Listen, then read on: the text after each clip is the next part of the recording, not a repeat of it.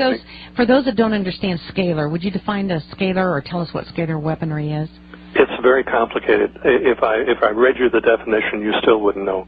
But on the website linked with you, the Mysterious Booms, you will find a link to Tom Bearden, Colonel Bearden in Huntsville. He defines all of that and tells quite a story about it. Tom Bearden has been the Tesla guru for many years. He is highly respected. He is a brilliant man and a great American. And he is speaking out also. Or he has in the past. He has in the past, yes. Right, he is not speaking out now. We'll talk about that off the air. I don't want to get people hurt. This is a very dangerous thing to get into. I can't stress that enough. The scalar transmitters in Russia are controlled by the Federal Security Service. It's abbreviated FSB, but it actually stands for the Federal Security Service, the old KGB, and not necessarily under the direct control of the Russian government. It's quite a story to this. The woodpecker transmitters that have been going on for 25, 30 years over North America are part of the weapon system coming against North America. We're experiencing and hearing from people all over the country that are experiencing dizzy spells, and they fall forward to the left.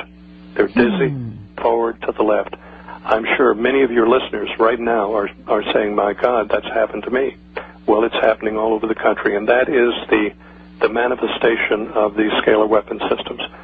The town in Kansas was devastated as a result of guiding and manufacturing that storm.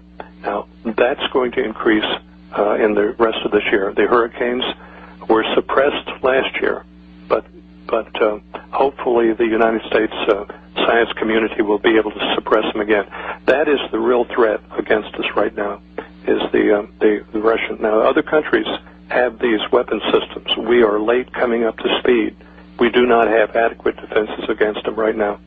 I will tell you that Israel stood between the United States and Russia with its defenses. Israel protected the United States on several occasions when we got right down to the line. There's been some white-knuckle time with this, and the people are completely oblivious to it. But, again, we're sure that the Challenger was taken down and other aircraft, other commercial aircraft. On the West Coast, Alaskan Airlines has been having a lot of trouble running into these scalar fields, but nobody knows about it. Back when I was like 19 years old, I first went into the service. We were in the Philippines, and in intelligence, we would penetrate Chinese airspace on a regular basis. We would penetrate the space to see how they would react, and we would listen to their communications, their military, and we would know something about their defenses. Well, the Russians are doing the very same thing to us right now, and we're not responding. It's as though we have no idea what's going on. And each time that happens, they become more confident. If we go into Iran, God only knows what's going to happen. But if we don't go into Iran, God only knows what's going to happen to us. So I can see some real desperate times ahead. We also know in the study of this, as I told you earlier, when we started looking at this, there was one door, and then all of a sudden we saw 2 doors, then 4 doors, then 8 doors, and 16 doors, and 32 doors to explore, and that's why it's taken all of these years to do that. We know that atomic devices have been pre-positioned in American cities. We know that Israel pre-positioned atomic devices in Russian cities. So there's some standoff here, but we are in a desperate time, and people are oblivious to it.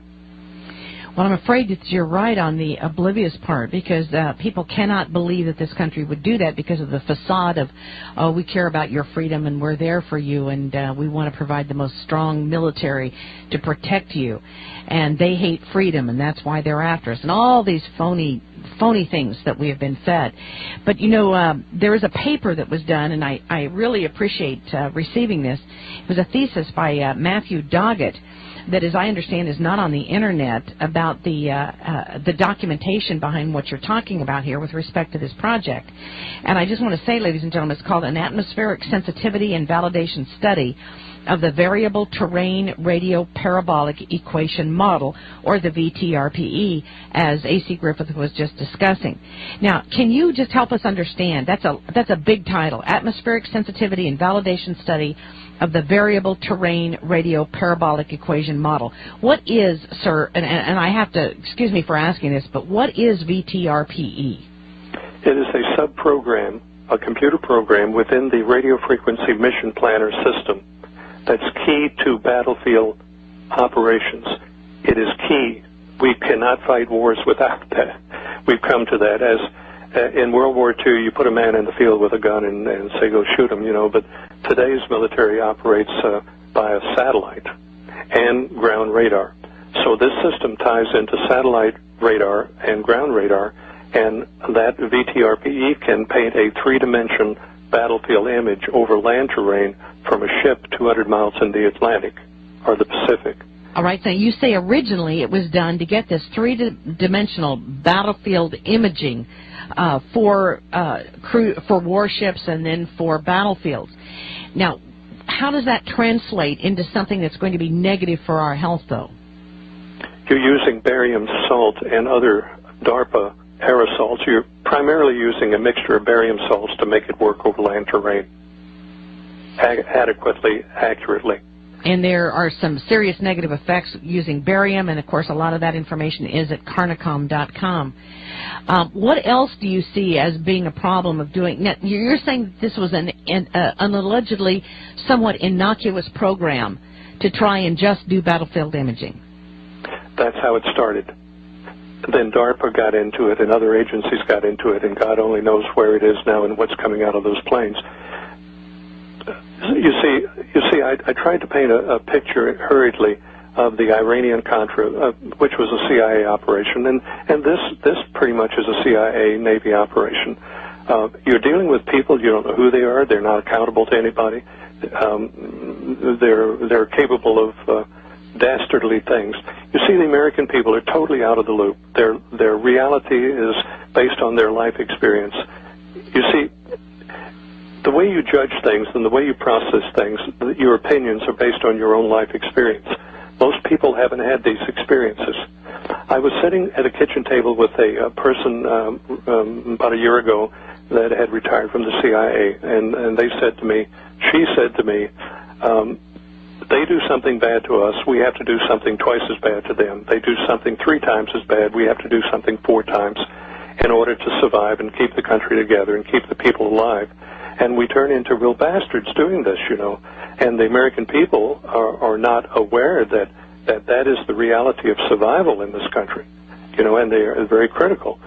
There are no total black, total white. It's 1,000 shades of gray in between, and I dare say if some of the people or you or I were president of the United States and responsible for the lives of 300 million people, we would probably be doing the same things, and we would be criticized just like our government. There is no easy way to do these things. It's military is designed to kill and break. It's not designed to be politically correct. Mm-hmm. We're coming into difficult times. Our country is being taken away from us, and the people are allowing it because of political correctness. I want to mention, Joyce, I see I'm watching the clock. Okay, well, here. we've got a 3-minute break, and we're going to come back and talk about. Give me the subject title so we can. The Mysterious Booms. The Mysterious Booms. We'll be right back. Our guest today is A.C. Griffith. You don't want to miss it. We'll be back in 3 minutes. Stay tuned.